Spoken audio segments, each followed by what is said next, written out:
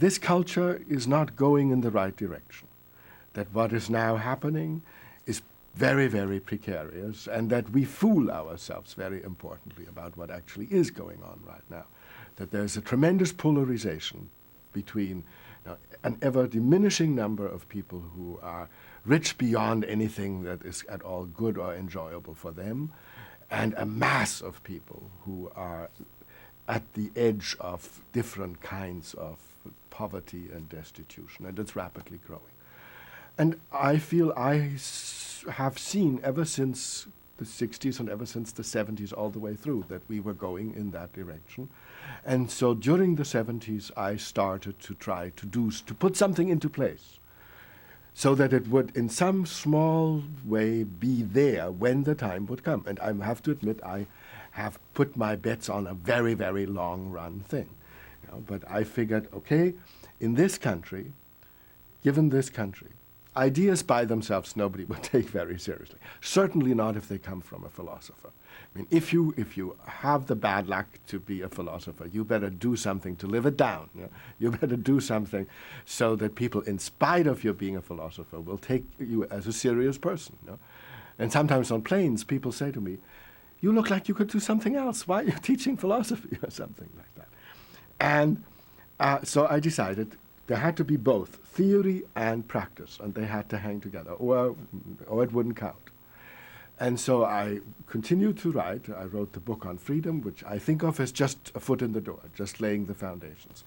There's lots more that's in different stages of publication and in drafts, and I'm close to finishing some books that will really develop in detail and from the ground up a kind of theory, but not just abstractly, in great, great detail of how this country could evolve into a culture that wouldn't, it's not at all like socialism. And it doesn't mean a break with capitalism. What it basically is to change the way people work, so that work would again become a kind of calling, so that more and more people gradually could move in the position where they would be able to do something that they want to do, something that they have a passion about, and how one could do that.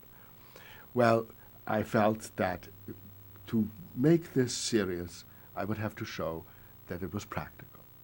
And so, actually, I, to some extent, left California for many reasons, but one reason I left California is because I decided to make work my subject. And in California, people really don't know what work is, so I decided I better go back to Michigan, because that was the place to work on that.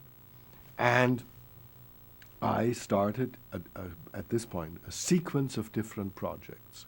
Each one of them is meant to be a laboratory example, illustrating how some of the abstract ideas can be put to work, and how they are practical, and how they're not something that will only work in the classroom, but that will work in the real world. I mean, one flagrant big fact is that right now there are millions and millions of people working at jobs that are doodle jobs or moron jobs. And we have found a nice word for it. We call it the service sector.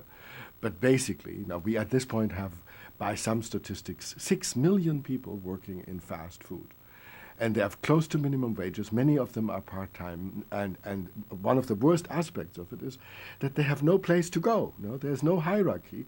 That they stay at the same place. And another aspect that I've concerned myself very much with is that it's all right now to wear some kind of clown suit and work in a fast food outfit if you are 20 or 24. It's a very different story if you're 34. And people now are beginning to get older, and there's no place for them to go. And you can go on and on and on like that. Now, there are millions of people in retail jobs.